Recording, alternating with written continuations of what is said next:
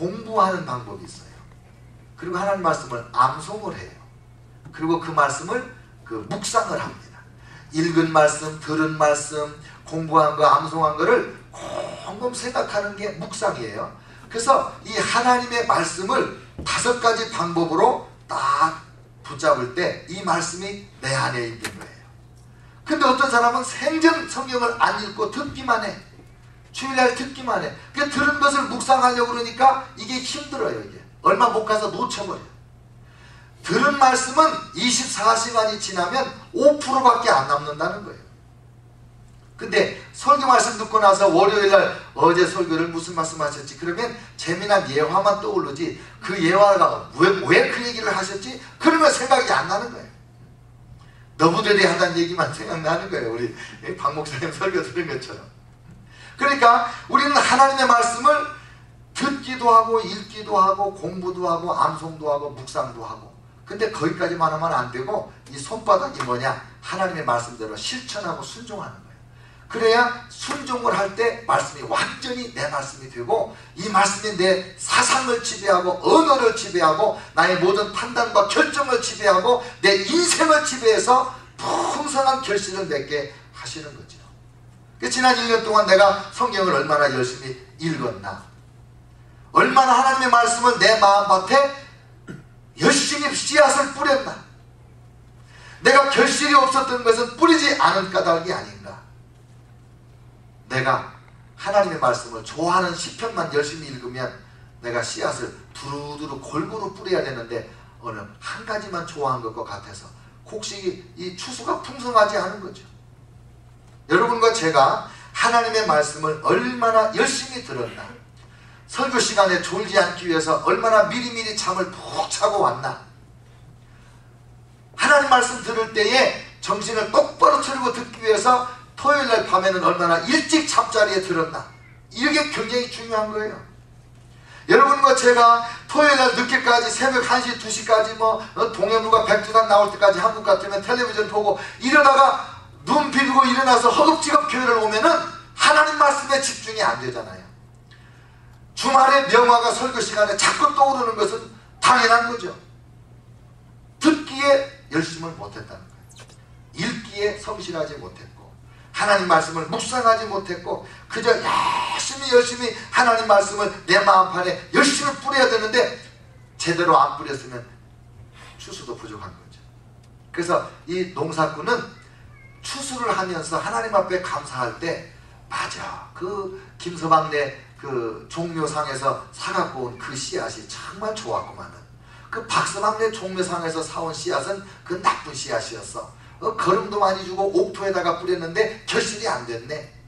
그러면서 하나님의 말씀을 내가 이제 여기저기 끼우거리지 않고 하나님의 말씀에 집중해서 내가 읽고 우리 목사님 설교 또 반복해서 듣고 그 말씀대로 내가 살아야지. 이렇게 한 해를 돌아보는 감사가 이 파종의 감사가 있는 거예요. 성도들 중에 우리 성도들이 그런 분이 많지는 않지만은 여기저기 끼우거리고 돌아다니면서 여기서 또 동냥해먹고 저기서 동냥해먹고 그런 사람들이 있는데 신앙생활에 별로 도움이 되지 않아요. 편식이 되고. 그 다음에 세 번째 감사는 뭐냐면 제초의 감사. 제초의 감사. 제초가 뭐예요? 잡초를 뽑아주는 거예요. 김매기 해주는 거예요. 여러분, 오늘 갈라디아서 5장에 보니까 성령의 소욕은 육체를 거스리고 육체의 소욕은 성령을 거스린다 그랬어요.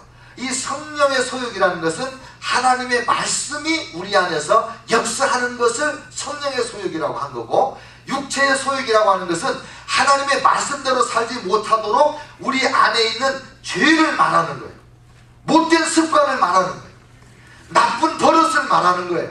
그래서 성령의 소욕과 육체의 소욕이 싸우는데 이걸 농사로 비교하면 곡식과 잡초가 싸우는 거예요.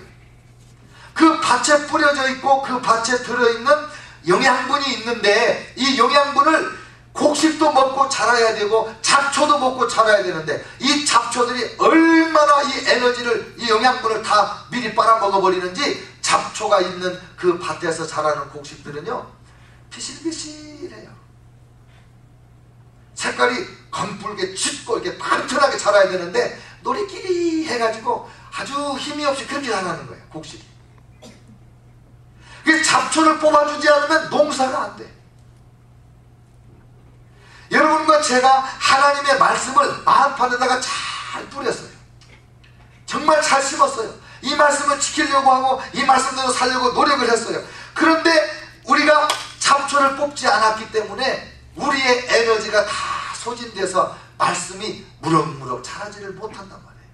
이게 뭐예요? 여기 나오는 죄의 목록이 있어요. 죄의 목록이. 육체의 일은 분명하니 곧 음행과 더러운 것과 호색과, 이거 성적인 죄예요. 우리 인생에서, 신앙생활에서 하나님의 말씀이 열매 맺지 못하게 되는 중요한 잡초가 뭐냐? 성적인 죄악이라는 거예요. 포르노에 빠졌다든지 음란한 거 좋아한다든지, 이거 전부 하나님의 말씀이 열매 맺지 못하게 하는 잡초예요. 그러니까 지난 1년 동안 내가 얼마나 이런 죄로부터 깨끗하게 살려고 노력했나, 그거죠. 우상숭배, 주술, 이것들은 영적인 죄예요.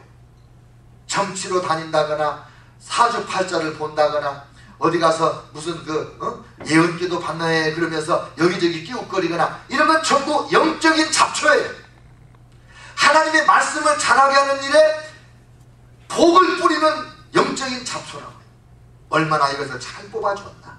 그 다음에 또 뭐가 나와요? 원수 맺는 것, 분쟁과 시기와 분냄과 당짓는 것과 분열함과, 이런 것들이 전부 대인관계의 잡초예요. 우리 안에 이런 것이 있으면 대인관계를 잘못하게 되고 하나님의 말씀에 순종하지 못하게 되고 점점 왕따가 되는 거예요. 왕따가 사람들 사이에서 열매를 못 맺어요. 여러분, 곡식도 함께 자라야 튼실하게 자라지, 벼 한 포기만 딱 심어놔 보세요. 바람에 그냥 넘어갑니다. 근데 바람이 막 쏴 불어도 이 가을 황금 물결이 막 치잖아요. 막 쏴 넘어지는 것 같지만 다 같이 있기 때문에 막 넘어지는 것 같아 다시 일어나는 거예요. 혼자는 안 되는 거예요. 혼자는. 근데 이렇게 당짓고 분열하고 혼자 자기를 고립시키고 그러면 하나님의 말씀이 이런 죄악의 잡초의 기운이 막혀서 열매를 못 맺는 거예요. 분냄과 당짓는 것과 투기와 술취함과 방탕함과 또 그와 같은 것들이라. 여기 있는 것이 잡초를 다 기록해 놓은 게 아니에요. 거짓말이라든지 싸움이라든지 이간질이라든지 남을 흉본다든지 낙심하고 좌절한다든지 이런 수많은 잡초가 있어요, 우리 안에. 그래서 1년 내내 하나님의 말씀을 들으면서 하나님 앞에 기도하면서 성령을 받으면서 우리 안에 이 잡초를 막 뽑아낸 거예요, 그동안에. 그래서 이만한 결실이 맺혀진 거예요, 오늘 이만큼. 그러니까 여러분이 스스로 돌아보는 거예요. 농부가 돌아보듯이. 그래, 맞아. 그때 저쪽 그 뒷밭에 그 김매주기를 때를 놓쳐가지고 그쪽에 있는 곡식이 튼실하게 자라지를 못했어. 그때 제때 제초제를 뿌려주고 제때 그 풀을 뽑아줬어야 되는데, 김매기를 했어야 되는데, 그때 그만 바쁘다고 해서 그냥 한 열흘간 지나갔더니 그만 그쪽 밭의 농사를 망쳤네. 이거 같이 되는 거예요. 여러분과 제가 일생을 살면서 매년 한 해 한 해를 살면서 얼마나 제초 작업을 잘했냐. 제초를 못했으면 농사가 실패되는 거예요. 그래서 뭐라고 그래요? 하나님, 내가 잘못했습니다. 회개하는 감사가 있는 거예요. 회개를 통해서, 용서를 통해서, 죄를 자백함을 통해서 우리 안에 있는 모든 이 잡초를 다 뽑아내는 거예요. 그러면 이 잡초가 먹을 영양분을 다 곡식이 먹어서 하나님의 사람으로 열매 맺는 사람이 되고, 가을이 되면 추수가 풍성해지고, 궁극적인 일생일대의 마지막 추수는 예수 그리스도의 심판대 앞에 서는 거잖아요.